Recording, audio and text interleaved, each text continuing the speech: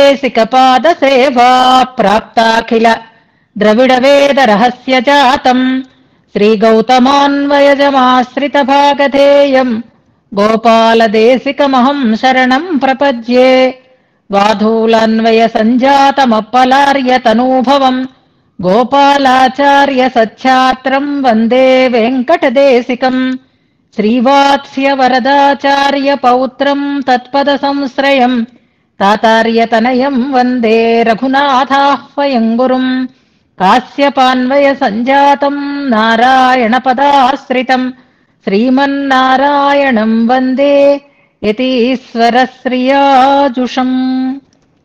సద్గ్రంథాధ్యయన సంగోష్ఠిని ఈనాటి వ్యాసంగానికి సాదరంగా ఆహ్వానిస్తూ కలిసి ప్రార్థన చేసుకుందాం. శ్రీపరాశర భట్టార్య శ్రీరంగేశ పురోహిత శ్రీవత్సాంకసుత శ్రీమాన్ శ్రేయసే మేస్తు భూయసే సప్త ప్రాకార మధ్యే సరసిజ ముకుళోద్భాసమానే విమానే కావేరీ మధ్యదేశే మృదుతర ఫణిరాట్భోగ పర్యంక భాగే నిద్రాముద్రాభిరామం కటినికట శిరః పార్శ్వ విన్యస్త హస్తం పద్మాధాత్రీకరాభ్యాం పరిచిత చరణం రంగరాజం భజేహం యద్బృందావన పండితం దధిరవైర్యత్తాండవం శిక్షితం యల్లక్ష్మీకర సౌఖ్య సాక్షి జలజ ప్రస్పర్ధమానర్థియత్ యద్భక్తేష్వజలస్థలజ్ఞమపి యద్దూచ్య ప్రసంగోత్సుకం తద్విష్ణోః పరమం పదం వహతు నః శ్రీరంగిణో మంగళం. శ్రీస్తనాభరణం తేజః శ్రీరంగే శయమాశ్రయే చింతామణిమివోద్వాంతం ఉత్సంగే అనంతభోగినః. ఈనాడు కోష్టికి స్వాగత వచనాలని తెలియచేస్తూ చాలా రోజుల విరామం తర్వాత మళ్ళీ మనన రూపమైనటువంటి తాంబూల సమర్పణం చేసినటువంటి వసంతను మనసారా అభినందిస్తున్నాను. చాలా రకాలుగా ఆటంకాలు వస్తున్నాయి, ఏం చెయ్యాలో తెలియటం లేదు అని మెసేజ్ పెడితే ధీరులం కాబట్టి ఆటంకాలని ఎదుర్కొంటూ ప్రారంభించిన పనిని పరిసమాపనం చేసుకోవడం మీదే దృష్టి నిలపాలి అని ప్రారబ్ధార్థములు ఉజ్జగించరు సుమి, ఎందుకంటే ప్రజ్ఞానిధులు కావునన్ అంటారు కదా. మనకి నిజమైనటువంటి ప్రజ్ఞ ఎందులో ఉంటుంది అంటే ఎన్ని ఆటంకాలు వచ్చినా మంచి పనిని కొనసాగించుకోగలిగేటటువంటి రీతిలో మనం ఆలోచన చేసుకోవటం. అలా పాపం అనారోగ్యం లేదా కుటుంబపరమైనటువంటి కొన్ని రకాలైనటువంటి కార్య వ్యగ్రతలు ఉన్నా ఈ వ్యాసంగంలో మొదటి నుంచి కూడా శ్రద్ధగా అన్వయిస్తూ విషయాన్ని గ్రహిస్తూ విషయం మీద ఆదరం కలిగి ఇష్టపడుతూ దాన్ని అనుభవిస్తూ ఉండేటటువంటి వారిలో మన వసంత కూడా ఒకరు. అలా ఈ వ్యాసంగాన్ని మళ్ళీ కొనసాగించడం అభినందనీయం. భగవంతుడు ఇతోధికమైనటువంటి శక్తి సామర్థ్యాలని ఇవ్వాలి అని కోరుకుంటున్నాను. గొంతు నీరసంగా ఉంది. ఇదివరకు చెప్తే భాష కానీ గొంతు కానీ చాలా చక్కగా స్పష్టంగా ఉండేవి, కానీ ఇవాళ గొంతులో నీరసం కనిపిస్తోంది. ఆ వాయిస్ మనం ఎంత మంచి విషయం చెప్పినా ఆ నీరసం ధ్వనించకూడదు. గొంతు చక్కగా మంచిగా ఖణీగా, అంటే గొంతు స్పష్టత ఉంది కానీ ఎందుకో ఒక రకమైనటువంటి నీరసం గొంతులో ధ్వనిస్తోంది. ఒంట్లో అనారోగ్యం ఉండి ఉండవచ్చు, కానీ దాని మీద కూడా దృష్టి పెట్టుకోవాలి. విషయ వివరణం మాత్రమే కాకుండా ప్రజెంటేషన్ చేసేటప్పుడు అది ఎదుటి వాళ్ళకి ఇంకా మంచిగా వినాలి అనిపించేటట్లుగా ఉండేటట్లుగా కూడా చూసుకోవాలన్నది ఒక్కటే ఇవాళ నేను చేసేటటువంటి సూచన. విషయం మీద ఎప్పుడైతే మనకి ఇష్టం కలుగుతుందో అన్ని రకాలైనటువంటి అవకాశాలు మనకు కలుగుతాయి. ఆ రకమైనటువంటి సంస్కారం భగవద్దత్తమైనది, పెద్దల యొక్క అనుగ్రహం వల్ల ఆమెకు లభించింది. అది ఇతోధికంగా వృద్ధి పొందాలి అనే ఆశిస్తూ మనం ముందుకు సాగుదాం. సుదర్శన భగవానుని అనుగ్రహంతో ఈ శ్లోకాన్ని అనుసంధానం చేయటం కూడా ఆమెకు ఉండేటటువంటి అనారోగ్యాలన్నీ తొలగిపోవాలి, పరిపూర్ణమైనటువంటి ఆరోగ్యం కలగాలి. ఆ ఆరోగ్యంతో ఇంకా అద్భుతమైనటువంటి రీతిలో సంప్రదాయ సద్గ్రంథ అధ్యయనాన్ని సఫలం చేసుకోవాలి, 10 మందికి దాన్ని అందించగలగాలి అని మనసారా నేను ఆశీర్వచనం చేస్తున్నాను. సుదర్శన భగవానుడు ఎలాగైతే రంగేశ విజ్ఞప్తికరామయస్య అని అన్ని రకాలైనటువంటి రుగ్మతులను పోగొట్టే వైభవం కలిగినది సుదర్శన శతకమే అయితే, ఆ శతకం చేత ప్రతిపాదింపబడినటువంటి సుదర్శన భగవానుడి యొక్క దర్శనం కానీ, వాగ్రూపమైనటువంటి కైంకర్యం కానీ ఆ రకమైన శక్తిని పరిపూర్ణంగా అనుగ్రహిస్తాయి అని విశ్వసిస్తూ, చిన్న దోషం ఎంచాలి కాబట్టి చెప్తున్నాను. కొన్ని పదాలు మనం పుట్టించేస్తూ ఉంటాం, అంటే మనం వాటికి విభక్తులు చేర్చేస్తూ ఉంటాం, కొత్త పదాలు అయిపోతూ ఉంటాయి అన్నమాట. అలాగే ఇవాళ వసంత కొత్త పదం సృష్టించింది, ప్రదాతుడు అనే పదం. ప్రదాత అంటే చాలు, దానికి మళ్ళీ డుమువులు చేర్చాల్సినటువంటి అవసరం లేదు. ఆయన ఏదో ఆరోగ్య ప్రదాతుడు ఎక్కడో వచ్చింది ఆ పదం, ప్రదాతుడు అనక్కర్లేదు, ప్రదాత అంటే సరిపోతుంది. లేదా డూతో ఉండే పదం కావాలి అని అనుకుంటే ప్రదాయకుడు అనాలి. ప్రదాయకుడు అంటే ఇచ్చేవాడు, ప్రదాత అంటే చాలు ఇచ్చేవాడు అని అర్థం వస్తుంది. ఇదేం తప్పు కాదు, కానీ ఫ్లోలో నేను చెప్పినప్పుడు ఇలాంటి పదాలు చాలా వచ్చేస్తూ ఉంటాయి. కానీ ఉరికినే జాగ్రత్త పడే ఒక శ్రద్ధ ఉంది కాబట్టి దాన్ని సూచన చేస్తూ ఆచార్య అనుగ్రహం, భగవద్ అనుగ్రహం పరిపూర్ణంగా ఉండాలి అని ప్రార్థన చేస్తూ ఈనాటి వ్యాసంగాన్ని మనం శ్లోకానుసంధానంతో ప్రారంభం చేసుకుందాం. నేను మీకు ఆడియో 40 వరకే పెట్టినట్టున్నాను. నేనే మీకు ఇప్పుడు ఆడియో చేసి ఇవ్వాలి, మళ్ళీ చేసి ఇస్తాను. ఇంచుమించుగా మనం 60 దాకా వచ్చేస్తున్నాం. ఆడియో కూడా ఇస్తాను, శ్లోకాలని చక్కగా మీరు అభ్యాసం చేతురు. కానీ ఇవాళ మనం మళ్ళీ 50 నుంచి అనుసంధానం చేసుకుందాం. కొంచెం సమయం మనకు కలిసి వస్తుంది కాబట్టి మొదటి శ్లోకం, తర్వాత 50వ శ్లోకం నుంచి. శ్రీవత్స చిహ్నమిశ్రేభ్యో నమ ఉక్తిమధీమహే యదుక్తయస్త్రయీ కంఠే యాంతి మంగళసూత్రతాం శ్రీరంగచంద్రమసమిందిరయా విహర్తం విన్యస్య విశ్వచిత చిన్నయనాధికారం యో నిర్వహత్యని సమంగుళిముద్రయైవ తైరాన్యమన్య విముఖాః తమసి శ్రియామా సైన్యధురీణ ప్రాణసహాయాం సూత్రవతీమాసి శ్రియమంబాం శ్రీపదలాక్షాలాంఛిత సేవా ప్రోతల సద్దోర్వల్లి విలాసాం విదధతు సుఖం విశ్వక్సేనస్య తే ప్రథమే భటాః కరిముఖ జయత్సేనో కాలాహ్వసింహముఖౌ చనః జగతి భజతాం తత్తత్ప్రత్యూహతూలదవానలా దిసి దిసి దివారాత్రం త్రిరంగపాలన కర్మఠాః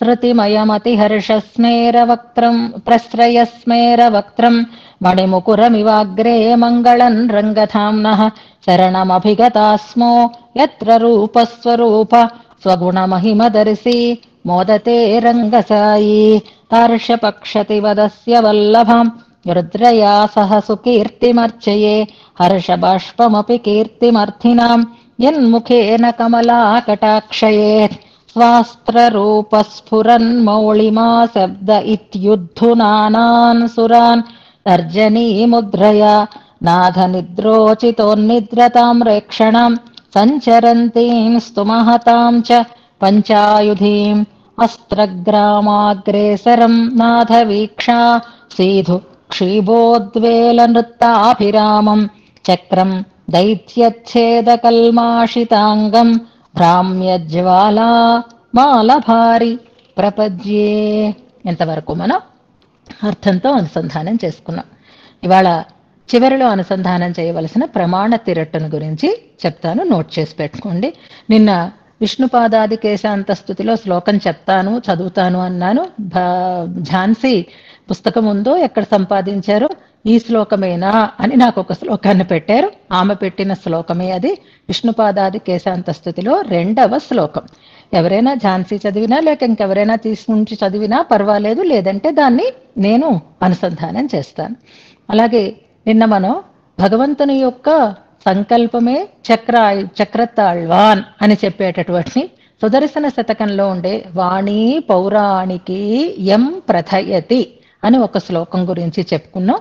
ఆ శ్లోకం 76 ఏదో, మళ్ళీ నేను నెంబర్ తప్పు చెప్పచ్చు, జాగ్రత్తగా చూసుకోండి. ఆ శ్లోకాన్ని అనుసంధానం చేదురుగాను. అలాగే పెరియాళ్వార్ తిరుమొழிలో మనకి వ్యాఖ్యానంలోనే దాని నెంబర్ కూడా ఇచ్చారు, 492. పెరియాళ్వార్ తిరుమొழிలో 492. 9, 2. సుదర్శన శతకంలో 76వ శ్లోకం అని చెప్తున్నారు.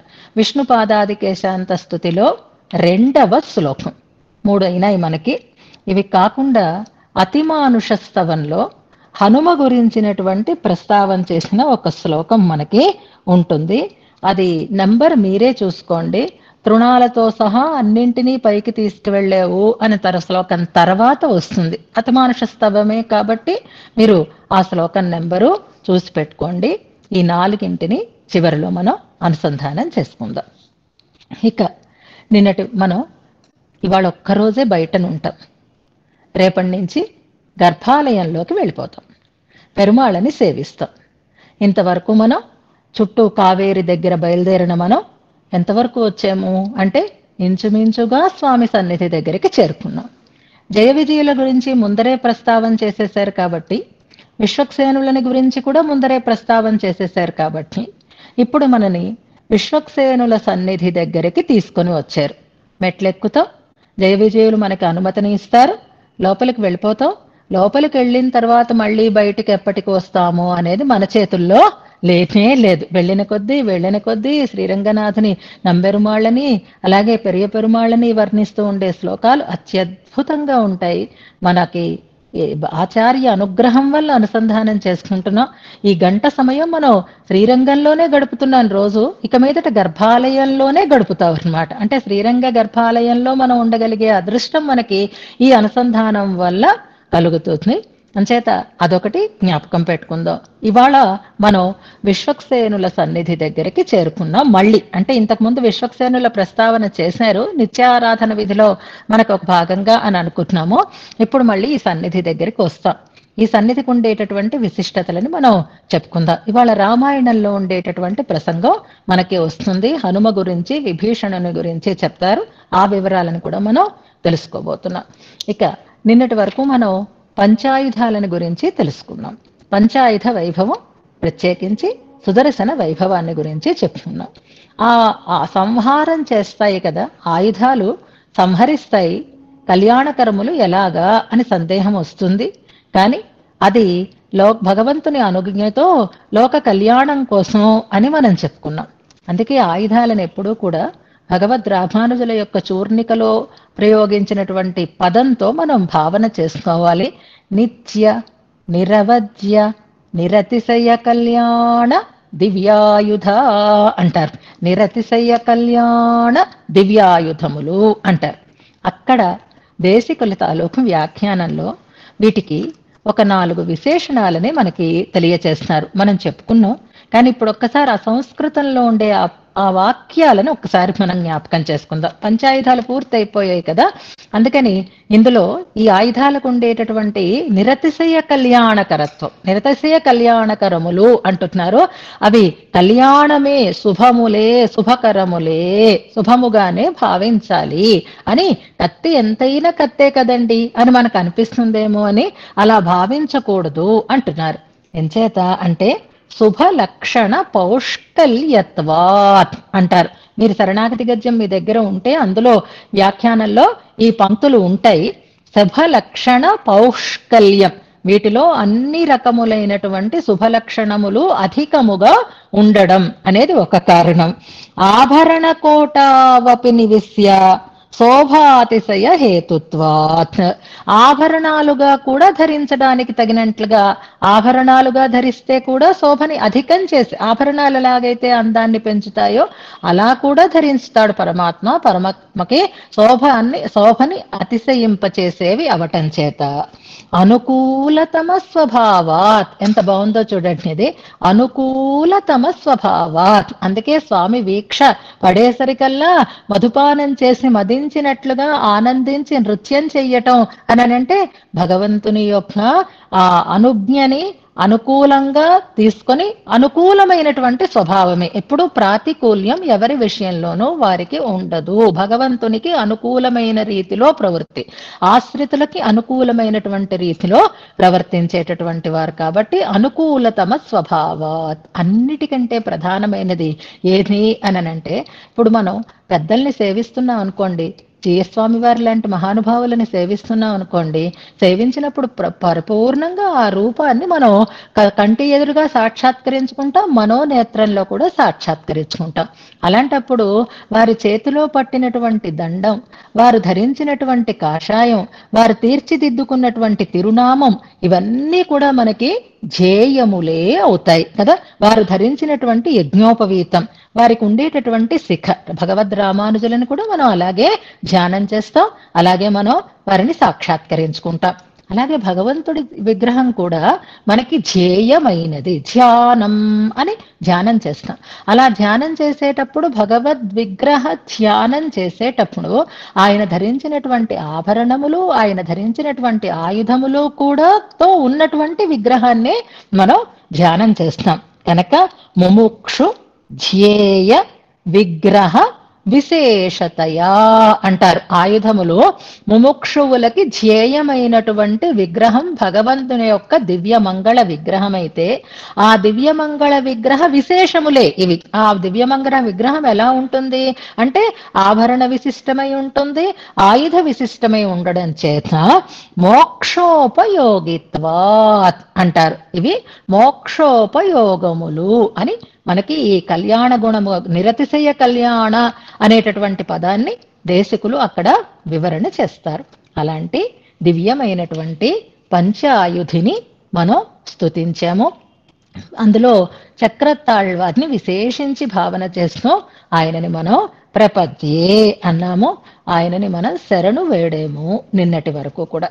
ఇక మనం ఇవాళ విశ్వక్సేనుల సన్నిధిలో ఉండేటటువంటి ఒక ఇద్దరు మహానుభావులలాగే వారికి నేను దాస్యం చేస్తాను అంటారు భట్టర్ వారు ఇవాల్టి శ్లోకంలో.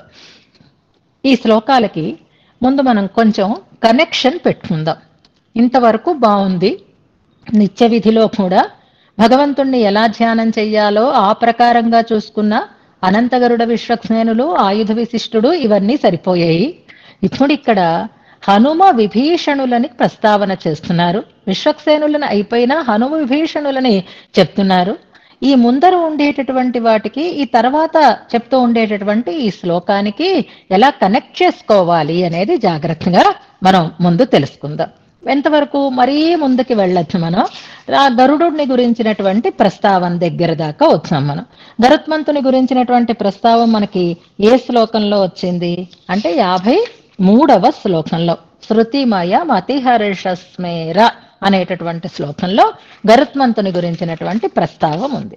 తర్వాతి శ్లోకంలో గరుత్మంతుని యొక్క పత్నుల గురించినటువంటి ప్రస్తావన ఉంది. రుద్ర సుకీర్తి అని అనుకుంటున్నాం.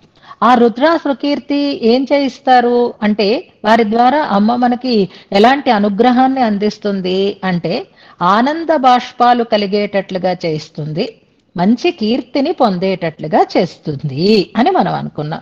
అంటే గరుత్మంతుని పరివారం ద్వారా ఆనందాశ్రువులు వస్తాయి అని చెప్పారు.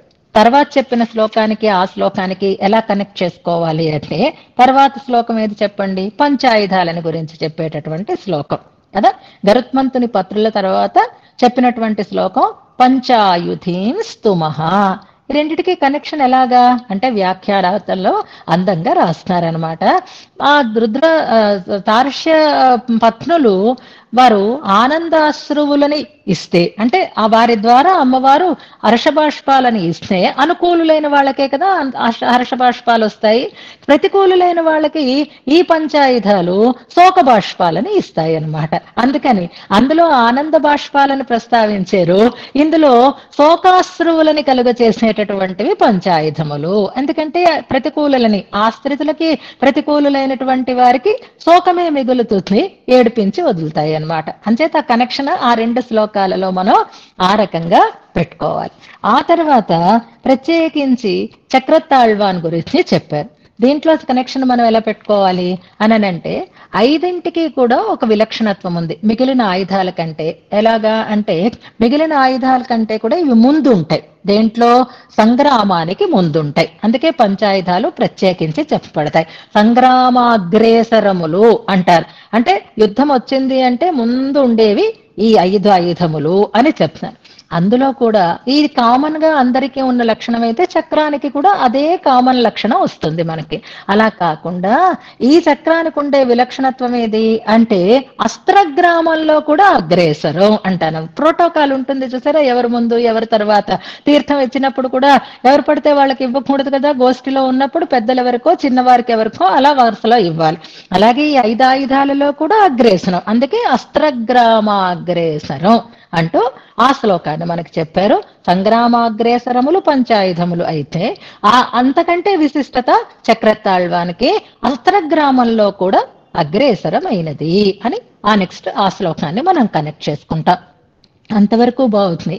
ఇప్పుడు హనుమంతుణ్ణి విభీషణుణ్ణి ఈ పంచాయుధాలతోటి ఎలా కనెక్ట్ చేసుకోవాలి, పంచాయుధాలకి వీళ్ళకి సంబంధం ఎలా ఉంటుంది అనంటే గరుత్మంతుడి దగ్గరికి రండి. గరుత్మంతుడు భగవంతుడికి వాహనం అయినవాడు అని మన కథలు మనకి చెప్పారు. అలాగే హనుమంతుడు కూడా భగవంతుడికి వాహనం అయినవాడు కనుక ఆ గరుత్మంతుడికి వాహనంగా చెప్పారు. ఇక్కడ ఆ రకమైనటువంటి భాగ్యవంతుడైనటువంటి హనుమంతుడిని గురించినటువంటి ప్రస్తావన చేస్తున్నారు. అలాగే ఆయుధాల గురించినటువంటి ప్రస్తావన చేశారు. ఆ ఆయుధాలు ఏం చేస్తాయి?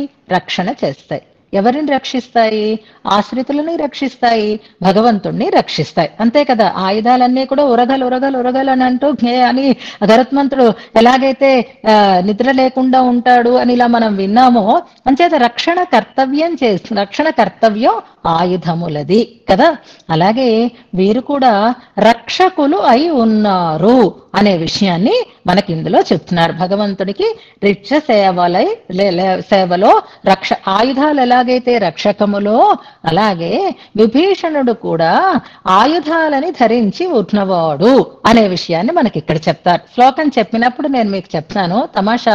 ఒక చిన్న క్వశ్చన్ ఆలోచించండి మీరు.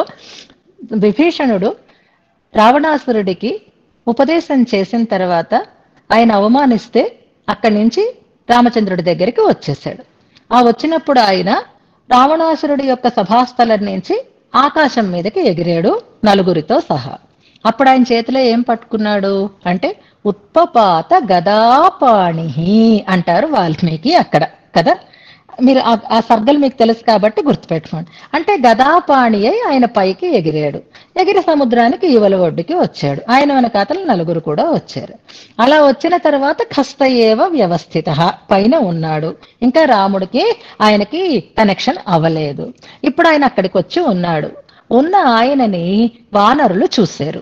వానరులందరూ కూడా నిత్యం రక్షకులై ఉంటారు కదా, అందుకని అప్రమత్తంగా ఉన్నారు. వాళ్ళు చూశారు. ఆ చూసిన వాళ్ళల్లో ఒకడు చూసి ఒకరికి చెప్పుకోవడం కాదు, అందరూ ఒక్కసారే చూశారట. రామాయణం మీరు చదవండి. అక్కడ ఉండేటటువంటి వానర వీరులందరూ ఒక్కసారి ఆ విభీషణుణ్ణి, అందరి దృష్టి ఆయన మీద పడింది. అనుకూలుల దృష్టి అలా పడుతుంది అంటారు. ఆ వివరంలోకి మనం వెళ్ళద్దు. అప్పుడు వీళ్ళందరూ అనుకుంటున్నారు. సుగ్రీవుడు కూడా చూశాడనమాట. చూసి అంటున్నాడు, చూసేవా ఏష సర్వాయుధోపేత అంటారు. కావాలంటే ఆ శ్లోకాలు మీరు చదవండి. ఏష సర్వాయుధోపేత, అన్ని ఆయుధాలతో కూడినటువంటి ఈ విభీషణుడు రాముడి మీదకి యుద్ధానికి వచ్చాడు అని అంటారు. అక్కడ ఎగిరినప్పుడేమో గదాపాణిగా ఎగిరాడు, ఇక్కడ కనపడ్డప్పుడేమో ఏష సర్వాయుధోపేత అన్నారు కదా. దీనికి ఎలా కనెక్షన్ అంటే ఎప్పుడైనా సందర్భం వచ్చినప్పుడు మనం చెప్పుకుందాం. ఇప్పుడు కనెక్ట్ ఎలా చేసుకోవాలి అంటే ఏష సర్వాయుధోపేత అనే దాంట్లో ఆయుధాలని చెప్పారు ఇక్కడ.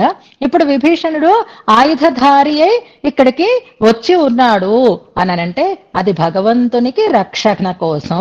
భగవంతుడు విభీషణుడు వచ్చిన తర్వాతే కదా రాక్షసానాం బలాబలం ఇవన్నీ తెలుసుకున్నాడు. అంచేత ఆయుధాలు చేసేటటువంటి ఆయుధ వైభవాన్ని చెప్పారు. ఆయుధధారి అయి ఉండేటటువంటి వ్యక్తులు భగవంతునికి చేసేటటువంటి సేవని గురించి ఇందులో ప్రస్తావన చేస్తున్నారు అని మనం అనుకుంటూ ఇప్పుడు ఈ శ్లోకాన్ని అనుసంధానం చేసుకుందాం. ఈ అనుసంధానానికి ముందు కూడా ఈ సన్నిధికి ఉండేటటువంటి ఒక విలక్షణత్వాన్ని చెప్పుకుందాం. తర్వాత మళ్ళీ నిద్రపోతారు మీరు, అప్పుడు మళ్ళీ మీరు మిస్ అయిపోతారు. వేరే మళ్ళీ ఈ వీడియో వింటారో వినరో తెలియదు. కాబట్టి ఇప్పుడు మనం ఏ సన్నిధి దగ్గరికి వస్తున్నామో ఆ సన్నిధికి ఉండేటటువంటి వైభవాన్ని గురించి చెప్తారు. అది విశ్వక్సేనుల సన్నిధి. ఆ విశ్వక్సేనుల సన్నిధిలో మూలవరులు ఒక్కరు, విశ్వక్సేనులు ఒక్కరే ఉంటారు. ఎలా ఉంటారు? తర్జనీ ముద్ర ఇవన్నీ మామూలే. ఉత్సవరులు విశ్వక్సేనులు మధ్యలో ఉంటారు. వారికి కుడివైపున సిరియ తిరువడి ఉంటారు, వారికి ఎడమ వైపున విభీషణులు ఉంటారు. గుర్తుపెట్టుకోండి, ఉత్సవమూర్తులే, మూలమూర్తులు ఉండవు. ఇది ఒకటి మీరు జ్ఞాపకం పెట్టుకోవలసినటువంటి అంశం. ఈ సన్నిధి దగ్గర ఒక 2 అద్భుతమైనటువంటి సన్నివేశాలు జరిగినట్లుగా సంప్రదాయంలో మనకి చెప్తారు. ఈ సన్నిధి దగ్గర ఏది అంటే అది అయిపోతుంది అన్నమాట, అది నిజం అయిపోతుంది అనడానికి 2 ఇన్సిడెంట్లని మన పెద్దలు ఇక్కడ చెప్తూ ఉంటారు.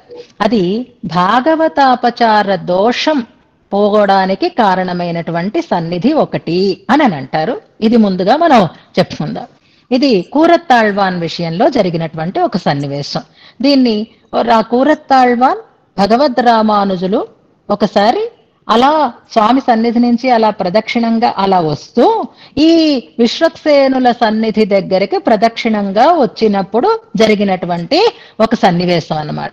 ఏమిటది అనంటే, కూరత్తాళ్వాన్ పాదాల మీద ఒక పిచ్చుక అని కొన్ని చోట్ల అంటారు, పావురం అని కొన్ని చోట్ల అంటారు, ఒక పక్షి అని అనుకుంటున్నాం మనం. ఒక పక్షి విలవిలవిలవిల్లాడుతూ వచ్చి పడిద్ది ఆయన పాదాల దగ్గర. అలా ప్రదక్షిణంగా వస్తున్నారు. అలా వస్తున్నప్పుడు రామానుజుల వారు దాశరథి కూరత్తాళ్వాన్ అని అంటారు, పెరియనంబి గారు కూరత్తాళ్వాన్ అని కూడా చెప్తారు. ఇక్కడ మనకి వ్యక్తులు అక్కర్లేదు, జరిగిన సన్నివేశం కావాలి. కూరత్తాళ్వాన్ ప్రధానంగా ఉండాలి. వస్తున్నారు, ఆ సన్నిధి దగ్గరికి వచ్చారు, అలా తిరుగుతూ ఉంటే కూరత్తాళ్వాన్ పాదాల దగ్గరికి వచ్చి ఒక పక్షి పడింది, విలవిలవిలవిల్లాడుతోంది.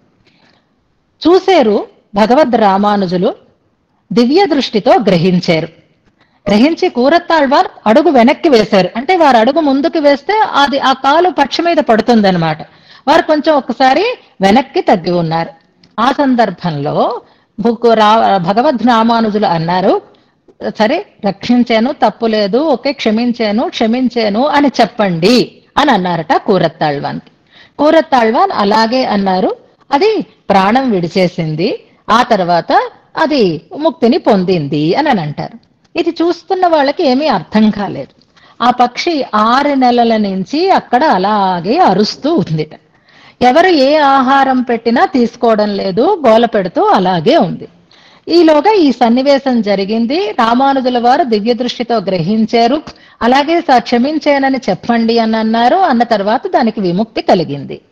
దీనికి రామానుజుల వారు గ్రహించినటువంటి వృత్తాంతం ఏదిట, వారికి తెలిసిన వృత్తాంతం ఏదిట అనంటే, ఆ పక్షి ఇంతకు ముందు జన్మలో తదీయ శేఖరుడు అనేటటువంటి ఒక శ్రీ వైష్ణవ భాగవతోత్తముడు అని. కూరత్తాళ్వాన్ చోళరాజు మరణించిన తర్వాత రామానుజుల వారు తిరిగి వచ్చేస్తున్నారు అని విని శ్రీరంగానికి వెళ్లి రామానుజుల వారు మఠ కైంకర్యాన్ని తామే స్వయంగా చేస్తున్నారు. వారు వచ్చేసరికి ఇదంతా శుభ్రంగా చేసి ఉంచాలి కదా అని. అలా ఆ గుమ్మం ఊడ్చి నీళ్లు జల్లుతూ ఉండేటటువంటి సందర్భంలో ఈ తదీయ శేఖరుడు వీధిలోంచి అలా వెళుతున్నట్ట. వీరు నీళ్లు జల్లుతూ ఉంటే ఆ నీళ్లు వాటి మీద పడ్డాయి. కల్లాపి జల్లుతూ ఉంటే పేడ నీళ్ళని ఇంకా కొంచెం ఎక్స్టెన్షన్ కూడా చేసుకోవచ్చు మనం. ఆయన శుభ్రమైన వస్త్రాలు కట్టుకొని వస్తాడు. ఈ నీళ్లు ఆయన మీద తుళ్ళేసరికల్లా ఆయన చాలా దూషించారట కూరత్తాళ్వాన్. కళ్ళు కనపడడం లేదా, అలాగా ఇలాగా అని. అంటే పాపం కూరత్తాళ్వాన్ నిజంగా నాకు కనపడదు, నా వల్ల అపచారం జరిగితే మీరు క్షమించండి అని వారు కూడా క్షమాపణ చెప్పారట. అయినా వినకుండా కొంచెం కఠినంగా నిష్ఠూరంగా కూరత్తాళ్వాన్ని దూషించాడు ఆయన. అయిపోయింది ఆ సన్నివేశం. కూరత్తాళ్వాన్ తెగ బాధపడిపోతున్నారు, అయ్యో ఆయన్ని బాధ పెట్టాను అని. కానీ ఆ వ్యక్తికి మాత్రం ఏమీ పశ్చాత్తాపం లేదనమాట. తర్వాత ఆయన పరమపదించాడని మాట వరుసకు అంటున్నాం, కానీ యమదూతలు ఆయన్ని యముడి దగ్గరికి తీసుకుని వెళ్ళారు. తీసుకెళ్లేసరికి యముడు గాభరా పడిపోయాడు. కథ అయినా అనుకోండి, తర్వాత శ్లోకం చెప్పుకున్న జాగ్రత్తగా వినండి, ఇది ఇవాల్టి విషయానికి కూడా అన్వయిస్తుంది అనమాట. యముడు చాలా బెంగపడిపోయాడు, భటుల్ని చాలా కోప్పడ్డాడు ఆయన. అరే ఈయన్ని తీసుకొచ్చారేంటి, ఈయన చక్రాంకితాలు అయినవాడు, శ్రీ వైష్ణవుడు, నేను అలాంటి వారిని శిక్షించగలిగేవాడిని కాదు, మీకు చెప్పాను కదా, పరిహర మధుసూదన ప్రపన్నాన్ చెప్పాను కదా, పొరపాటును తీసుకొచ్చారా ఏమిటి, ఎందుకు తీసుకొచ్చారు అని అన్నారు. అంటే లేదండి, ఈయన తప్పు చేశాడు, అందుకే ఇక్కడికి తీసుకొచ్చాము అన్నారు. సరే కూర్చున్నారు. ఏమన్నా ఆయన అడిగారు, ఆ తదీయ శేఖరుడు అక్కడికి వెళ్ళిన తర్వాత, నన్నెందుకండి తీసుకొచ్చారు, నేను విష్ణు భక్తుణ్ణి కదా అని అన్నాడు. అంటే లేదండి, ఇలా పొరపాటు జరిగింది, మీరు భాగవత అపచారం చేశారు, అందుకే ఆ తప్పుకి తీసుకొని వచ్చేం, కానీ శిక్షించే అధికారం నాకు లేదు. ఎవరి విషయంలో అయితే మీరు భాగవత అపచారం చేశారో వారే మీకు ఈ అపచారాన్ని క్షమిస్తే తప్ప మీకు విముక్తి లేదు అన్నాడు. కనుక మీరు వెళ్ళిపోండి ఇక్కడి నుంచి, వారినే ప్రార్థించండి అని యముడు కూడా చేతులెత్తేశాడు అనమాట. అంటే యముడు కూడా శిక్షించలేడు, కానీ చేసిన అపరాధానికి మాత్రం శిక్ష పోవాలి అంటే క్షమాభిక్షని వేడుకోవాలి. అప్పుడు ఆయన పక్షి రూపంలో మళ్ళీ ఈ లోకంలోకి వచ్చి ఆ శిఖరం మీద ఆయన అలా ఎదురు చూస్తూ ఉన్నాడు, వేచి ఉన్నాడు. 6 నెలల కాలం గడిచిన తర్వాత ఇప్పుడు కూరతాళ్వాన్ని సేవించే అవకాశం కలిగింది. వెళ్లి కాళ్ల మీద పడ్డాడు. ఇదంతా కూరతాళ్వానికి తెలియలే, కానీ భగవద్ రామానుజులు గుర్తించారు. అప్పుడు వారిని క్షమించండి అని సూచించాడు.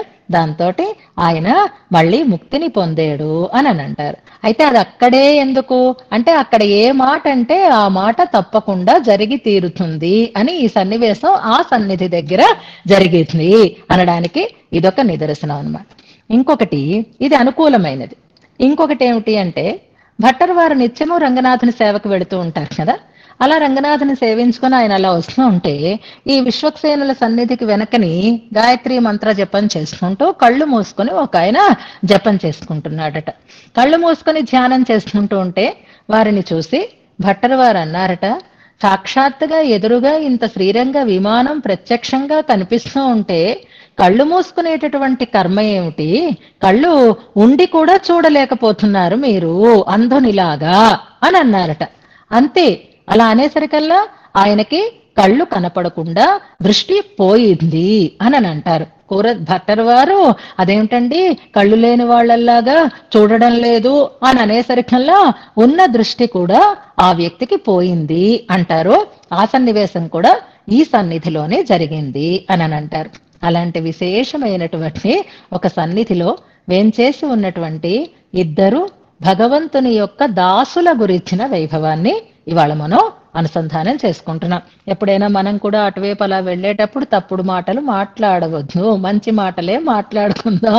ఏదైనా అంటే మనం అంటే నిజం అయిపోదు, కానీ ఎవరి పెద్దల విషయంలో కానీ మరొక విషయంలో కానీ మనం తొందరపాటు మాటలు మాట్లాడకూడదు అనే విషయాన్ని ఈ 2 ఐతిహ్యాల ద్వారా మనం గుర్తు చేసుకుంటూ శ్లోకానుసంధానం చేసుకుందాం. హనుభూష విభీషణయోః స్యాం యతమావిహ మోక్షముపేక్ష్య రఘునాయక నిష్క్రయభూతం భువి రంగధనం రమయేతే. అద్భుతమైన శ్లోకం, చిన్న శ్లోకం, సులభమైన పదాలు, కానీ ఎన్నో ఎన్నో చమత్కారమైనటువంటి అర్థాలను ఇచ్చేటటువంటి పదాల కూర్పుతో భట్టర్ వారు మనకి ఈ శ్లోకాన్ని అందిస్తున్నారు. ఇందులో శ్యాం అనేది క్రియాపదం. మొదటి పదం చివరిలో ఉంది. ఇది గుర్తించడం కష్టం మీకు, ఇది క్రియాపదం అవుతుందా అని అనుకుంటారు, కానీ క్రియాపదం ఇందులో శ్యాం అనేది. మరొక క్రియాపదం కూడా ఉంది, రమయేతే అనేది క్రియాపదం. చివరి పాదం చివరిలో వచ్చి చూడండి. అందులో ప్రధానమైనటువంటి క్రియగా శ్యాం అనేది తీసుకోవాలి. శ్యాం అనేది క్రియాపదం అనడానికి మనకి తెలిసిన ఒక శ్లోకాన్ని జ్ఞాపకం చేసుకుందాం. శ్యాం కింకరో వృషగిరీసన జాతో మహ్యం. గుర్తొచ్చిందా శ్లోకం ఎందులోదు? శ్యాం కింకరో వృషగిరీశ శ్రీశ్రియా ఘటికయా త్వదుపాయ భావే ప్రాప్యే త్వయి అనేటటువంటి శ్లోకం జ్ఞాపకం చేసుకుందాం. శ్రీ వెంకటేశ ప్రపత్తిలో శ్యాం కింకరః, కింకరః శ్యాం అనేటటువంటి ప్రయోగం అన్నమాట. కింకరుడను అవుతాను అని. అక్కడ శ్యాం అనేది క్రియాపదం. దాన్ని ఇక్కడ మనం ఒకసారి జ్ఞాపకం చేసుకుంటే మరిచిపోకుండా ఈ అర్థం మనం భావించగలుగుతాం. శ్యాం అంటే అవుతాను అని అంటున్నారనమాట. ఇందులో అవుతాను, ఏమవుతాను అనే దాన్ని వివరణ చేసుకుందాం. ఇంకో క్రియాపదం కూడా ఉంది అని అనుకుంటున్నాం కదా, రమయేతే అని. రమయేతే అంటే ఆనందింప చేస్తున్నారు అని అర్థం. ఇద్దరి గురించి చెప్తున్నారు కాబట్టి ద్వివచనం అన్నమాట. ఆనందింప చేస్తున్నారు అని ఒక అర్థం. శ్యాం అంటే అగుదునుగాక అని శ్యాం అవుతాను అని అర్థం. అంటే వారిలా నేను అవుతాను అని అనుకుంటున్నారు, లేదా వారికి నేను దాసుడను అవుతాను అని అంటున్నారు. ఏమిటవుతున్నాయి? ఎలాగా? ఎవరికి అంటే హను భూష విభీషణయో. Very good. అనుభూష విభీషణులు, రెండు పదాలు చూడండి. ఇందులో మనం హనుమత్ స్వామిని గురించి ఎన్నో రకాలైనటువంటి పేర్లతో వారిని మనం వ్యవహరిస్తూ ఉంటాం. కానీ ఇక్కడ భట్టర్ వారు వాడినటువంటి అద్భుతమైనటువంటి పదం హనుభూష అంటున్నారు. భూషం అంటే అలంకారం. హనుభూష, హనువులే భూషముగా కలిగినవాడు, దవడలే తనకి అలంకారాలుగా కలిగినవాడు. ఈ ప్రయోగం సాధారణంగా హనుమంతుడు అని వింటాం, దవడలు కలవాడు అని వింటాం మనం. కానీ హనుభూష విభీషణయోహో, అనుభూష విభీషణులకి శ్యాం అంటే వారుతో నాకుండేటటువంటి సంబంధం, వారికి నేను సేవకుడను అనే అర్థంలో శ్యాం అవుతాను. ఎవరండి ఈ హనుమంతుడు, ఈ విభీషణుడు అంటే యతమౌ, ఎవరైతే యతమౌ, యహ అనేటటువంటి యత్ అనేటటువంటి శబ్దానికి తమ అనేటటువంటి ఒక ప్రత్యయం చేర్చి యతమౌ, ఎవరైతే ఇహ ఇక్కడ మోక్షం ఉపేక్ష్య, యతమౌ ఎవరైతే మోక్షం ఉపేక్ష, మోక్షాన్ని కూడా ఉపేక్ష చేసి, ఉపేక్ష్య అంటే ఉపేక్షించి, కాదు అని అనుకొని, మాకక్కర్లేదు అని అనుకొని, రఘునాయక నిష్క్రయ భూతం, రఘునాయక నిష్క్రయ భూతం. ఈ పదం కొత్త పదం, గుర్తుపెట్టుకోండి. రఘునాయకుడు అనేటటువంటి నిష్క్రయం అంటే మూలధనం అని అన్నమాట, పెట్టుబడి అని అంటారు చూసారా, అలాంటిది. రఘునాయక, రఘునాయకుని యొక్క నిష్క్రయ భూతం, మూలధనంగా ఉన్నటువంటి, రంగధనం, రంగమే ధనముగా కలిగినవాడు, రంగమునకు ధనముగా ఉన్నవాడు అని అర్థంలో రంగనాథుడు అనే అర్థాన్ని మనం ఇక్కడ చెప్పుకోవాలి. రంగధనం, అలాంటి రంగనాయకుణ్ణి ఇహ భూవి, ఇక్కడ ఈ భూమండలంలో రమయేతే ఆనందింపచేస్తున్నారు, రంగనాథుణ్ణి ఆనందింపచేస్తున్నారు. ఎవరు? హనుభూష విభూషణులు. రంగనాథుడు ఎవరు? రఘునాయకుని యొక్క మూలధనం, రఘునాయకుని యొక్క కులధనం. ఆ మూలధనాన్ని ఆనందింపచేస్తున్నారు ఇద్దరు. ఏం చేసి ఆనందింపచేస్తున్నారు? సదా అక్కడే ఉంటున్నారు కనుక. మరైతే వాళ్ళకి పరమపదం లేదా? ఉంది, కాని వద్దనుకున్నారు.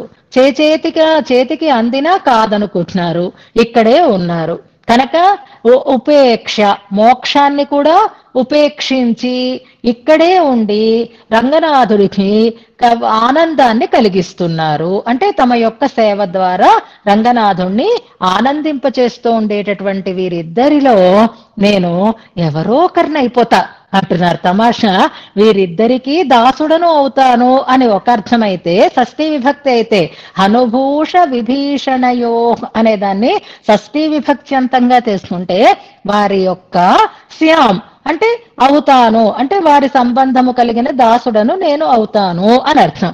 అనుభూష విభీషణయో, వీళ్ళిద్దరిలో ఎవరో ఒకరు నేను అయిపోతా అంటున్నారు. అంటే నేను హనుమంతుణ్ణైనా అయిపోతా, లేకపోతే నేను విభీషణుణ్ణైనా అయిపోతా అని అంటున్నారు. ఎలాగైతే కులశేఖరులు తిరుమల కొండ మీద నేనేదో ఒకటి అవుతాను, ఎంబెరుమాన్ పొన్మలమేల్ ఏదేను మావేనే అన్నట్లుగా. అదేంటండి విచిత్రం, మీకు రాక చక్కగా మానవ జన్మ కలిగింది, మానవ జన్మే దొరకదు, దుర్లభో మానుషో దేహ అంటారు. గుర్తుపెట్టుకోండి. చాలా మంది ఎందుకీ జన్మ, ఇంతకంటే చావు నయం అని అనుకుంటూ ఉంటారు. ఎప్పుడు అలా అనుకోవద్దు. దీనికి మనం ఎంత కష్టపడి ఈ జన్మ వచ్చింది అనేది మనకు తెలియదు. ఎంత కర్మానుభవం చేస్తే, ఎంత పుణ్యఫలంగా దైవానుగ్రహంతో ఈ మానవ జన్మని మనం పొంది ఉన్నాం. ఈ మానవ జన్మ రావడమే ఒక అదృష్టం అని అనుకుందాం. మానవ జన్మలో పొందవలసినటువంటి ఆనందాలు పొందలేకపోతున్నామనేటటువంటి చింత మనకి అక్షరనే లేదు. మానవ జన్మే ఒక అద్భుతమైనటువంటి లాభం. భట్టర్ వారు ఇప్పుడు ఏమంటున్నారు అంటే, నేను హనుమంతుణ్ణైనా లేదా విభీషణుణ్ణైనా వీళ్ళిద్దరిలో ఎవరినైనా అయిపోతానని అంటున్నారు. అర్రే, వాళ్ళది మన క్యాస్ట్ కాదండి, వాళ్ళది మన జాతి కాదు, మనది ఉత్తమోత్తమైనటువంటి జాతి. ఇలాంటి ఉత్తమోత్తమైనటువంటి మానవ జాతిలో పుట్టినటువంటి భట్టర్ వారు ఇప్పుడు నేను వానరుణ్ణైనా అయిపోతాను, నేను రాక్షసుణ్ణైనా అయిపోతాను అని అనుకోవడం ఏమిటి? ఇది విచిత్రంగా అనిపించటం లేదా అంటే, ఏం పర్వాలేదు, నాకు మానవ జన్మ లేకపోయినా వారిలా నిత్య కైంకర్యం చేసేటటువంటి ఒక భాగ్యం ఉంటే చాలు అని అనుకుంటున్నారు అని అంటారు. ఈ సప్తమి విభక్త్యంతంగా చెప్పుకున్నప్పుడు ఈ అర్థం ఇంకా చాలా అందంగా అనిపిస్తుంది. వాళ్ళేమో రంగనాథుడికి దాసులైతే, రామచంద్రుడికి దాసులైతే, నేనేమో వాళ్ళకి దాసుణ్ణి అవుతాను అంటున్నారు అనేది ఒక అర్థం. లేదు, నాకు వాళ్ళిద్దరినీ చూస్తుంటే వాళ్ళల్లా అయిపోవాలనుంది అని కోరుకుంటున్నారు అని అర్థం. ఈ కోరుకున్నప్పుడు రాక్షసత్వము, వానరత్వము ఈ రెండు కోరదగినవి కాదు. నిజానికి మానవత్వం కంటే మించినవి కూడా కావు అవి రెండు, అయినా దాన్ని కోరుకుంటున్నారు ఇందులో అనంటే, వారిద్దరికీ ఉండేటటువంటి విలక్షణత్వం ఏది అంటే, సాక్షాత్తుగా పరమపదం లభించినప్పుడు కూడా దాన్ని కాదని ఇక్కడ రాముడిగానే భావించి రంగనాథుడికి సేవ చేస్తూ ఉండేటటువంటి ఉత్తమోత్తములు అంటారు. శ్రీరంగాది క్షేత్రాలని ఎందుకు సేవించాలి, శ్రీరంగ క్షేత్రంలో ఎందుకు వసించాలి అంటే, లోకంలో అందరూ కూడా పరమపద ప్రాప్తి కోసం ఈ శ్రీరంగ క్షేత్ర వాసాన్ని కోరుకుంటారు. కానీ వీళ్ళల్లో ఉండేటటువంటి విలక్షణత్వం ఏది అంటే, పరమపదం కోరి ఇక్కడ ఉండటం లేదు, పరమపదాన్ని వదిలి ఇక్కడ ఉంటున్నారు. అంటే పరమపదం కంటే కూడా పరమపదం ఇది అని భావించి భగవంతుని యొక్క సేవ చేసుకునేటటువంటి వైభవాన్ని కలిగి ఉన్నారు అని అంటున్నారు. ఇందులో ఎవరు కూడా అసలు సాధారణంగా బుద్ధున్న వాళ్ళు ఎవరు కూడా ఇలాంటి రూపాన్ని, ఇలాంటి దీన్ని కోరుకోరు అనడానికి మొన్న ఒక సన్నివేశం మనం చెప్పుకున్నాము. చిన్న క్లారిటీ కోసం మీకు చెప్తున్నాను. రామరావణ యుద్ధంలో మానవ రూపంలో ఉన్న వాళ్ళు ఎవరు అంటే మొన్న మీరు చూసి చెప్పారు. చెప్పిన చిన్న మీకు మళ్ళీ ఎవరైనా ప్రశ్న వేస్తే దానికి తగినట్టుగా సమాధానం చెప్పగలిగే భావన ఉండాలి కాబట్టి చెప్తున్నాను. 7 అని రాముడు లక్ష్మణుడు ఆ విషయంలో ఎక్కడా సందేహం ఉండదు. కానీ విభీషణుడు అతని మంత్రులు అని చెప్పినప్పుడు అదేంటది, వాళ్ళు రాక్షసులు కదా అని ఎవరైనా ప్రశ్నించవచ్చు. కానీ అక్కడ వాళ్ళు మానవ రూపంలో ఉండి యుద్ధం చేసేరు అనే దానికి క్లారిటీ మనకు ఉంటుంది. స్వాతి ఆ సర్గ చెప్పినట్టే ఉంది. 37వ సర్గ, యుద్ధకాండలో 37వ సర్గ. రామరావణ యుద్ధంలో అన్ని చాలా చాలా విచిత్రమైనటువంటి ఇబ్బందులు అక్కడ ఉంటాయి. రాక్షసులకి వానరులకి యుద్ధం జరుగుతోంది. ఉన్నవాడు మానవుడు రామచంద్రుడు లక్ష్మణస్వామి మాత్రమే. మానవులకి కామరూపం ఉండదు. ఏ రూపం కావాలంటే ఆ రూపాన్ని ధరించగలిగే అవకాశం మానవులకైతే ఉండదు. కానీ వానరులు కామరూపులే, రాక్షసులు కామరూపులే కదా. వానరులు కూడా ఏ రూపం కావాలంటే ఆ రూపాన్ని ధరించగలుగుతారు. అందుకే భిక్షు రూపంలో కదా హనుమత్ స్వామి రామలక్ష్మణుల దగ్గరికి వచ్చి ప్రస్తావన చేశాడు అని అంటారు. కానీ వానరులకి అలాంటి కామరూపం ఉంది. రాక్షసులకి ఇంకా చెప్పనే అర్థం లేదు, ఏ రూపం కావాలంటే ఆ రూపాన్ని ధరించగలుగుతారు. యుద్ధానికి సిద్ధమవుతున్నారు. రాముడు లాస్ట్ అండ్ ఫైనల్ గా ఒక ఇన్స్ట్రక్షన్ ఇచ్చాడు. ఏమిటి అంటే, వానరులెవ్వరూ కూడా రూపాన్ని మార్చుకోకుండా ఉండాలి అని. కామరూపులు కాబట్టి మీరు మానవ రూపం కానీ మరొక రూపం కానీ ధరించవద్దు అని చెప్పాడు ఆయన. ఎందుకంటే మన సైన్యం ఎంతమంది ఉన్నారు, ఎలా ఉన్నారు అనేది గుర్తించాలి అంటే ఈ వానర రూపంతోటే ఉండాలి, గుర్తుపెట్టుకోండి. కారణం ఏమిటిట అనంటే, రాక్షసులు వానర రూపాన్ని ధరించరు. ఎంచేత వాళ్ళ దృష్టిలో వానర రూపమైన మానవ రూపమైన చాలా చిన్నవి, చాలా హేయమైనవి. వారు ఏ రూపాన్నైనా ధరిస్తారేమో కానీ వానరత్వాన్ని మాత్రం వాళ్ళు కోరుకునేటటువంటి వారు కాదు. సో ఈ మన ఉన్న వానర రూపంలో ఉన్న వాళ్ళందరూ మన వాళ్లే అని తెలియడం కోసం మీరు తెలివి ప్రదర్శించి మరో రూపాన్ని ధరించకండి, వానరులందరూ వానరులుగానే ఉండాలి, ఇదే మన సేనని గుర్తించటానికి ఈ రూపమే కారణమవుతుంది అని వారందరికీ ఇన్స్ట్రక్షన్స్ ఇస్తాడు రామచంద్ర స్వామి. అలాగే వాళ్ళు రాక్షసులు మానవ రూపాన్ని కూడా ధరించరు, కానీ నేను మా తమ్ముడితో పాటుగా, అలాగే విభీషణుడు అతని మంత్రులతో పాటుగా మానవ రూపంలో ఉండి యుద్ధం చేస్తాము అని, రాక్షసులు మానవ రూపాన్ని ధరించై యుద్ధం చేశారు అనడానికి రామచంద్రుని మాట అక్కడ మనకి స్పష్టంగా కనిపిస్తుంది. యుద్ధకాండలో 37వ సర్గలో ఈ ప్రస్తావన ఉంటుంది, గుర్తించండి. అంచేత వానరత్వాన్ని ఎవరూ కోరుకునేటటువంటి వారు కాదు, కానీ భగవత్ సేవ కోసం ఈ వానరత్వాన్ని ఇప్పుడు నేను వాళ్ళిద్దరిలో ఎవరినైనా అయిపోతాను అంటున్నారు భట్టరు వారు. వారికి ఉండేటటువంటి సేవా నిరతిని అద్భుతంగా ఇందులో భావన చేస్తున్నారు అని అనుకుందాం. ఇక్కడ ఇంకో క్లారిటీ కూడా ఇస్తాను మీకు. అలాగే మరొక ప్రశ్నకి కూడా శంబరుడు తిమిధ్వజుడు అని ఉంది అని సుమిత్రాదేవి యొక్క ఊరడించేటటువంటి వాక్యాల దగ్గర మనం చెప్పుకున్నాము. అయితే రాముడు సంహరించినటువంటి రాక్షసుడు శంబరుడు కాదు, తిమిధ్వజుడు కాదు. శంబరుడు తిమిధ్వజుడు ఒకరే. శంబరుడు తిమిధ్వజుడు అని పేరు కలిగినటువంటి శంబరుడు అని అంటారు. ఈ శంబరాంతకుడు ఎవరు అంటే దశరథ చక్రవర్తి శంబరాంతకుడు. దశరథ చక్రవర్తి ఇంద్రుడికి సహాయంగా వెళ్ళాడు శంబరుడు అనేటటువంటి రాక్షసుని సంహరించేటటువంటి సందర్భంలో. అప్పుడే కైకేయి ఆయనతో కలిసి వెళ్ళింది. ఆ శంబరుడు గొప్ప మాయావి, ఎన్నో రకాలైనటువంటి మాయలని ప్రదర్శిస్తున్నాడు. ఇక్కడ కూడా యుద్ధం గురించి వచ్చింది కాబట్టి రకరకాలైనటువంటి మాయలని ప్రదర్శించాడు ఆయన. అలా మాయని ప్రదర్శించినప్పుడు ఈ దశరథుడి యొక్క రథం కూరుకుపోతూ ఉంటే కైకేయికి ఒక వరం ఉందిట. ఆ వరాన్ని బట్టి ఆమె ఆ మాయకి ప్రతిగా మాయని ప్రయోగించగలిగింది. అందుకని ఆమె తన చేతిని ఆ రథచక్రం కింద పెట్టి ఆ రథం కూరుకుపోకుండా ఆపింది అని అంటారు. అది చూసి దశరథుడికి ఆనందం కలిగి వరాలు కోరుకోమన్నాడు. సరే, నా టైం వచ్చినప్పుడు నేను కోరతాను అంది. అదే కొంప ముంచింది, రామాయణానికి కారణమైంది అని అంటాడు. మరి రామచంద్ర స్వామి సంహరించినది ఎవరిని అనంటే ఆ తిమిధ్వజుని కుమారుణ్ణి సంహరించాడు.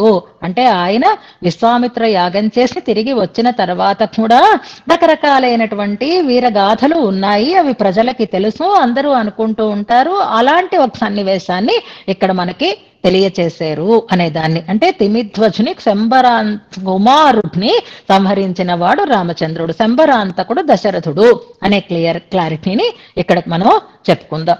ఇక ఇందులో హనుభూష విభీషణయో అంటూ ప్రారంభం చేసినప్పుడు హనుభూష, హనువులు భూషలుగా కలిగిన వాడు అనే ప్రస్తావన మనకి హనుమంతుడి చరిత్రని గురించినటువంటి చిన్న విషయం యుద్ధకాండలోనే మనకి తెలియజేస్తారు. అది కూడా మీరు సరిగ్గా వెతుక్కోండి, కావాలంటే మీకు ఉంటుంది. అన్ని నేనెందుకు చెప్పడం, రామాయణం కొంచెం చూస్తున్నారు కాబట్టి మీరు.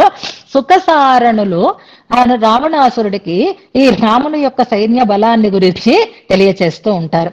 అప్పుడు ముఖ్యమైన వాళ్ళందరినీ సారణుడు అంతా చెప్పినా మళ్ళీ సుకుడు ఇదిగో ఈయన, ఇదిగో ఈయన, ఇదిగో ఈయన అని చెప్తూ, ఈయన ఎవరనుకుంటున్నావు, ఇదిగో మంచి మదించినటువంటి ఏనుగులా ఉన్నాడు చూసావా, ఆయనేం సామాన్యుడు కాదు, ఆయనేనండి ఆ పవమాన సుతుడు అని చెప్తూ, ఆయన పుట్టగానే ఎగిరాడు సూర్యుడి కోసం పండనుకొని అందరూ గోల పెడుతూ ఉంటే ఎవరూ ఆపలేకపోతే ఇంద్రుణ్ణి బతిమాలుకుంటే వజ్రాయుధంతో కొట్టాడు.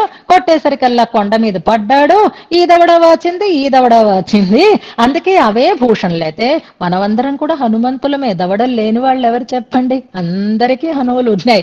కానీ మనని హనుమంతుడు హనుమంతుడు అనటంలే, ఆ వాచినటువంటి ఆ దవడలే, అదిగా 28వ సర్గ, వెరీ గుడ్, ఆ కలిగిన వాడు. కాబట్టి ఆ వృత్తాంతాన్ని, ఆ వైభవాన్ని తెలియచేస్తూ హనుభూష అనే పదాన్ని మనం ఇక్కడ జ్ఞాపకం చేసుకుందాం.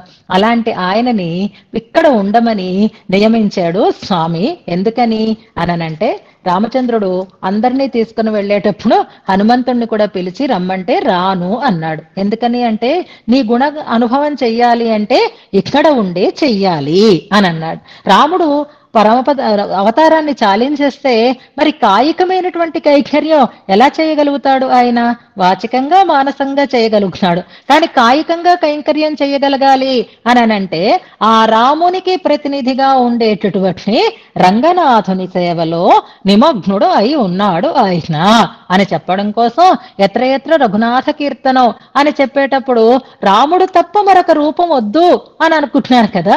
మరి అలాంటప్పుడు రాముడు తప్ప మరొకటి వద్దు అని అనుకుంటున్నాడు, రంగనాథుణ్ణైనా ఎలా అంగీకరించాడు హనుమ అనేటటువంటి ఒక సందేహం మనలో కలిగే అవకాశం ఉంటుంది.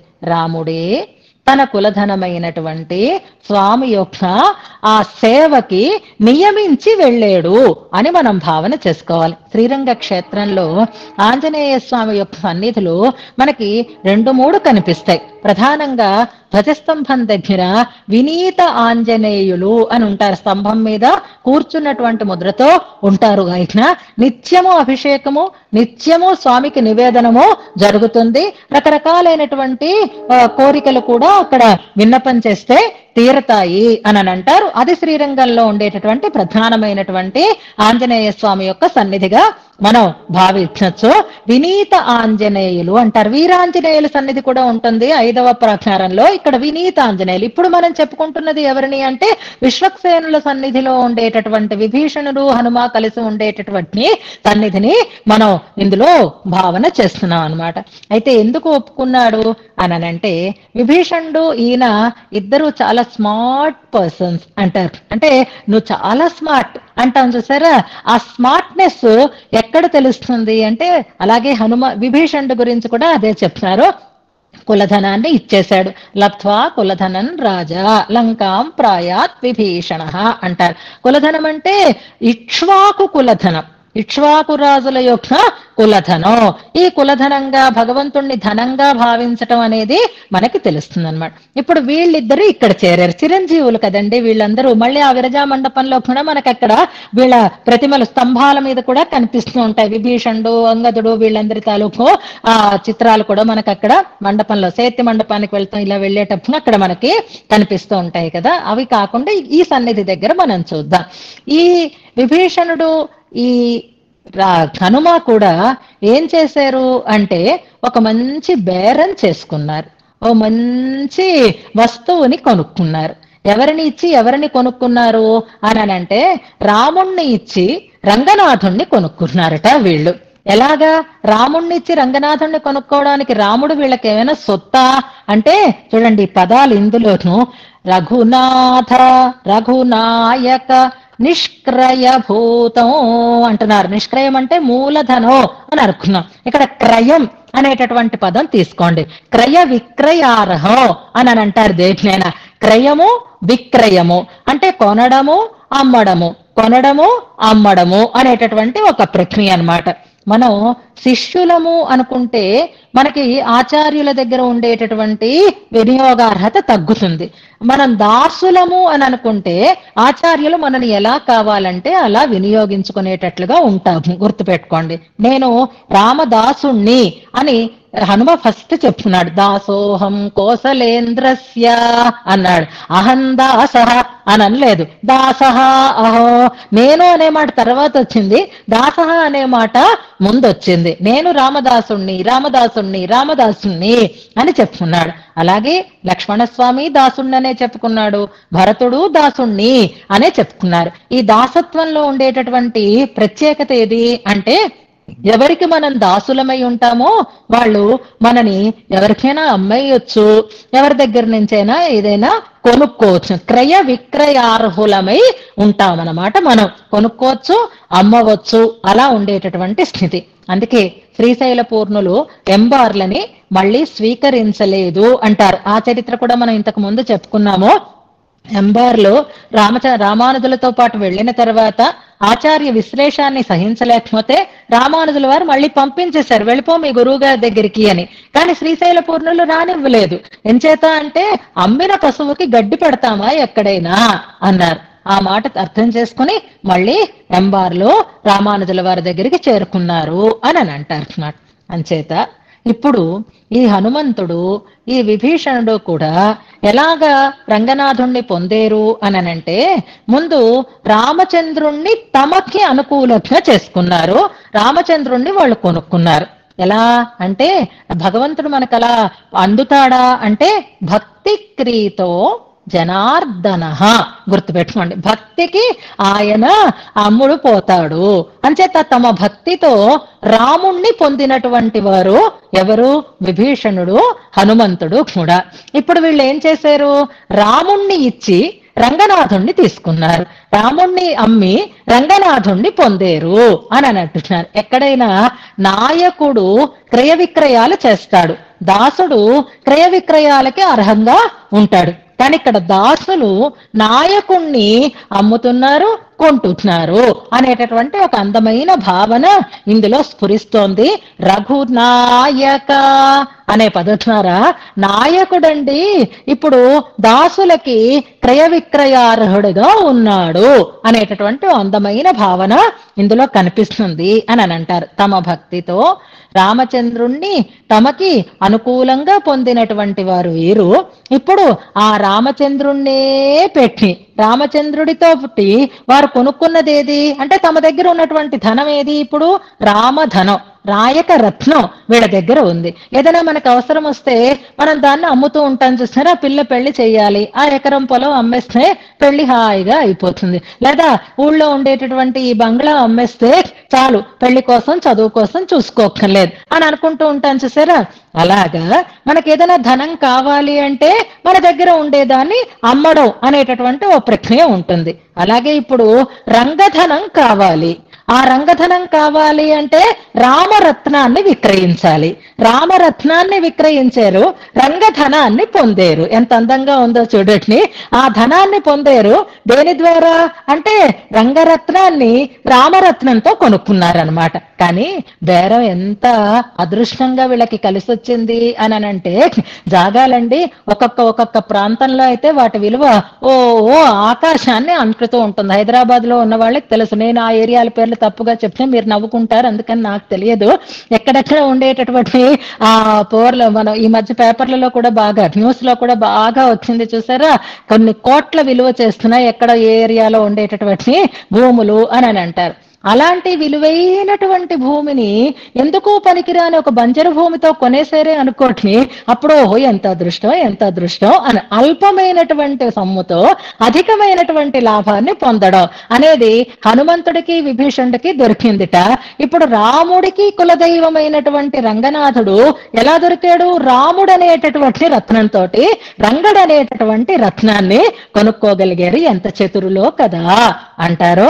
రాముడి ప్రతినిధిగానే రంగనాథుడిని భావిస్తున్నారు. రామ కైంకర్యంగానే రంగనాథుడికి వారు నిత్య సేవాపరులై ఉన్నారు. అందుకే విభీషణుడు ఇప్పటికీ రోజు లంక నుంచి వచ్చి రంగనాథుడికి ఆరాధన చేస్తాడు.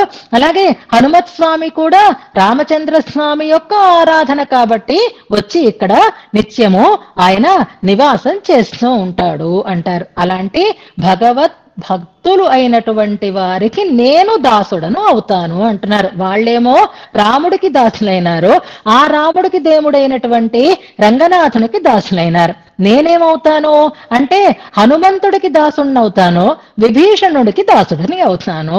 వారేమో భగవంతుడిని కొలుచుకొని నేను భాగవత సేవ చేసుకుంటాను అంటున్నారు ఇందులో తమాషాగా. అంటే భగవత్ సేవ కంటే భాగవత సేవ మనం కోరదగినది అనే ఒక అద్భుతమైనటువంటి సందేశాన్ని భట్టర్ వారు ఈ శ్లోకం ద్వారా మనకి తెలియచేస్తున్నారు. మనకి ప్రాప్యమైనది ఏది అంటే భగవత్ సేవని మించినది భాగవత సేవ కనుక వారు భగవత్ సేవని కోరినట్టే నేను వారి సేవని కోరుతున్నాను అంటున్నారు.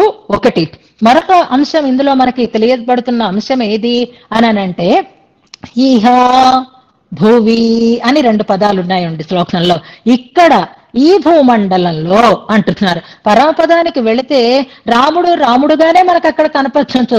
సత్య సంకల్పులు కాబట్టి అక్కడ రాముణ్ణి రాముడిగానే సేవించచ్చేమో, కానీ పరమపదం మాకొద్దు అని అనుకున్నారు. ఇక్కడే ఈ భూమండలంలోనే అని ఇక్కడ ఉన్నారు చూసారా వీళ్ళు.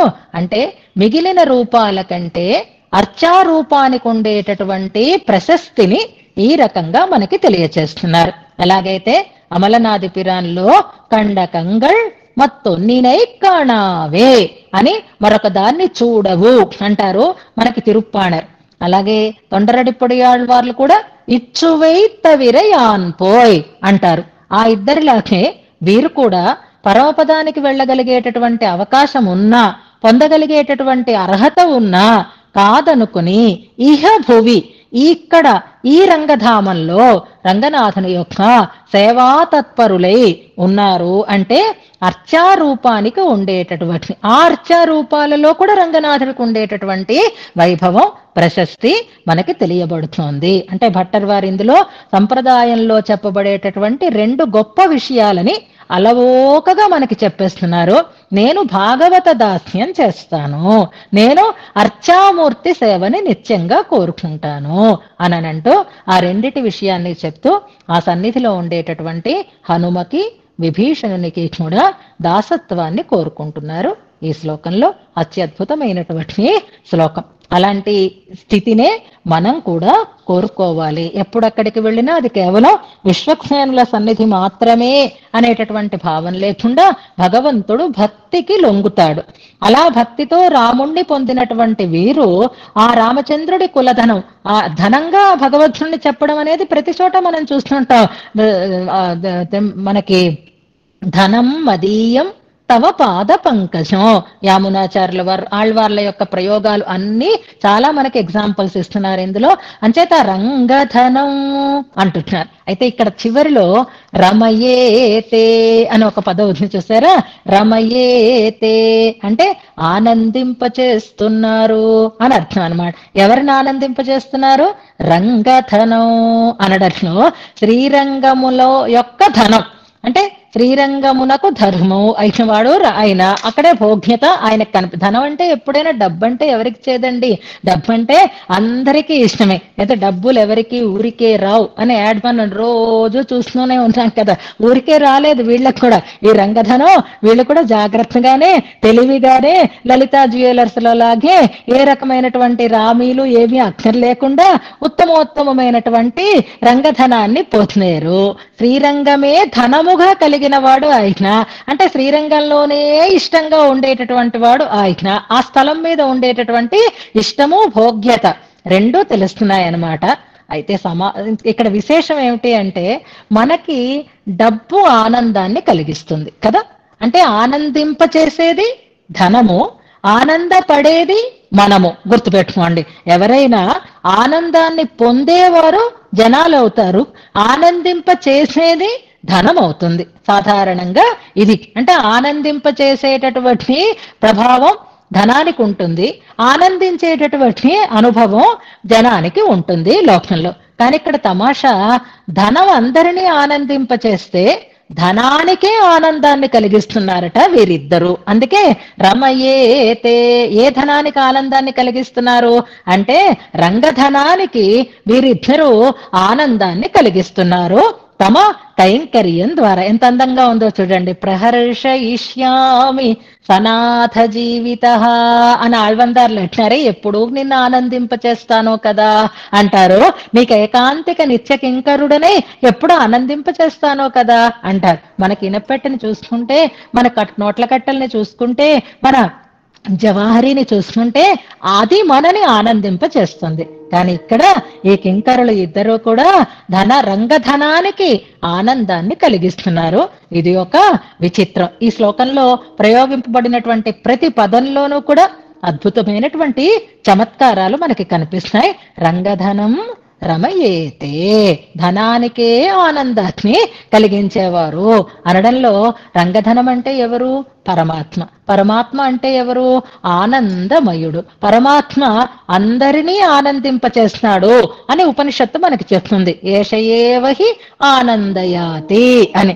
అందరినీ ఆనందింపచేసేవాడు పరమాత్మ అయితే పరమాత్మని ఆనందింపచేస్తున్నటువంటి వారు హనుభూష విభీషణులు అని ఓ అందమైనటువంటి భావాన్ని ఇందులో మనకి తెలియచేస్తూ అలాంటి దాస్యాన్ని, భాగవత దాస్యాన్ని ఇందులో కోరుకుంటూ ఆ సన్నిధిని మన చేత సేవింపచేస్తున్నారు భట్టర్ వారు. ఈ శ్లోకాన్ని ఉపదేశాత్మకంగా అనుసంధానం చేసుకుందాం. హను